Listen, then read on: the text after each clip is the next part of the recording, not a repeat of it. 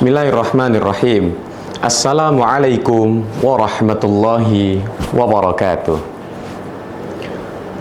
Yang saya hormati Dewan Juri, para guru yang insya Allah dimuliakan oleh Allah Subhanahu wa Ta'ala, dan teman-teman muda yang saya cintai karena Allah. Alhamdulillahi bari'in nasam wa khaliqil lawhi wal qalam. Ahmaduhu ta'ala 'allamal insana ma lam ya'lam wa ashkuruhu 'ala ma asda wa an'am. Asyhadu an la ilaha illallah wahdahu la syarikalah wa asyhadu anna nabiyyana Muhammadan abdullahi wa rasuluhul hadi ilal haqqi wa ila tariqim mustaqim. Allahumma salli wa sallim ala Muhammadin wa ala alihi wa sahbihi wa man tabi'ahum bi ihsanin ila yaumiddin. Amma ba'du. Pertama-tama, segala puji bagi Allah Subhanahu wa Ta'ala yang masih memberikan kita kesempatan untuk bertemu dengan Sang Surya kembali pada pagi hari ini dalam keadaan sehat dan penuh rahmat. Alhamdulillahirabbil alamin. Nikmat iman serta nikmat Islam, dua hal yang paling berharga dalam kehidupan kita. Yang kedua, tak lupa sholawat serta salam semoga selalu tercurahkan kepada junjungan kita Rasulullah Muhammad sallallahu alaihi wasallam, sosok yang akhlaknya adalah cerminan dari Al-Quran, yang tutur katanya lembut namun mampu mengguncang dunia. Teman-temanku yang insya Allah dirahmati oleh Allah Subhanahu wa Ta'ala, setiap kali kita memperingati Maulid Nabi Muhammad, sejatinya kita sedang diingatkan bukan sekedar untuk bersukacita, tapi untuk meneladani beliau dalam seluruh aspek kehidupan kita. Rasulullah Shallallahu Alaihi Wasallam bukan hanya ahli ibadah, tetapi juga tauladan dalam akhlak, kepemimpinan, serta keteguhan iman kita. Dewasa ini, kita dihadapkan pada berbagai tantangan, yakni tantangan teknologi, pergaulan kita, hingga derasnya arus informasi. Namun, tauladan Rasulullah SAW tak pernah lekang oleh waktu. Allah Subhanahu wa Ta'ala berfirman dalam surat Al-Ahzab ayat ke-21. A'udzu billahi minasyaitonir rajim. Bismillahirrahmanirrahim.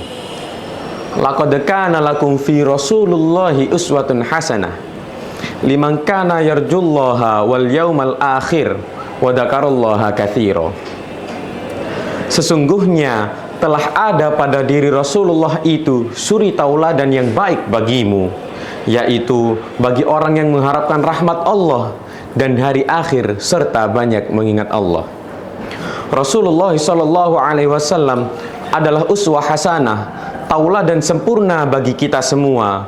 Menjadi generasi muda Islami bukan hanya soal tampilan luar, tapi juga soal hati, akhlak, dan cara kita menghadapi ujian zaman. Rasulullah pun pernah bersabda dalam hadisnya, "Innama bu'itsu liutammima makarimal akhlaq." Sesungguhnya aku diutus untuk menyempurnakan akhlak yang mulia. Hadis riwayat Bukhari. Subhanallah, itulah misi kenabian beliau, bukan kekuasaan, bukan pula harta, melainkan penyempurnaan akhlak bagi umatnya. Generasi muda Islami adalah mereka yang cerdas dalam ilmu, kuat dalam iman, dan halus dalam perkataan. Teman-temanku yang insya Allah berbahagia, lisan ini kecil, tapi pengaruhnya teramatlah besar. Satu kata bisa menyembuhkan luka, tapi juga satu kata bisa menimbulkan lara. Rasulullah Shallallahu Alaihi Wasallam selalu menjaga lisannya. Beliau berbicara dengan kata-kata yang lembut, bijak, dan penuh dengan kasih sayang. Allah Subhanahu wa Ta'ala pernah berfirman dalam surat Al-Ahzab ayat ke-53. Wa idza sa'altumuhunna mata'an fas'aluhunna min wara'i hijab dzalikum athharu liqulubikum wa qulubihin. Dan apabila kamu meminta sesuatu kepada mereka, maka mintalah dari balik tabir, itu lebih suci bagi hatimu dan hati mereka. Ayat ini memberi pesan yang mendalam tentang adab berbicara dan menjaga kesucian hati, bahwa sopan santun dalam berbicara adalah bagian dari iman. Rasulullah juga pernah bersabda, "Man la yashkurin nasa la yashkurillah." Barang siapa yang tidak berterima kasih kepada manusia atau bersyukur kepada manusia, maka ia tidak bersyukur pula kepada Allah. Hadis riwayat Tirmidzi.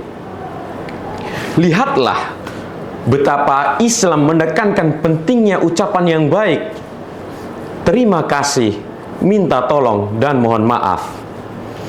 Ucapan sederhana tapi berpahala besar. Maka mari kita jadi generasi muda yang santun, yang berbicara bukan untuk menyakiti, tapi untuk menyatukan hati. Yang menasehati bukan dengan nada tinggi, tapi dengan kelembutan hati. Saudaraku seiman dan seagama, dakwah itu bukan hanya tugas para ustadz, kiai, dan alim ulama. Kita semua punya tanggung jawab untuk menyampaikan kebaikan, baik melalui ucapan, tulisan, maupun tindakan. Tapi perlulah kita ingat, dakwah yang diterima bukanlah dakwah yang keras dan memaksa, melainkan dakwah yang damai, lembut, dan penuh kasih sayang. Allah Subhanahu wa Ta'ala berfirman dalam kitabnya Quran surat An-Nahl ayat ke-125.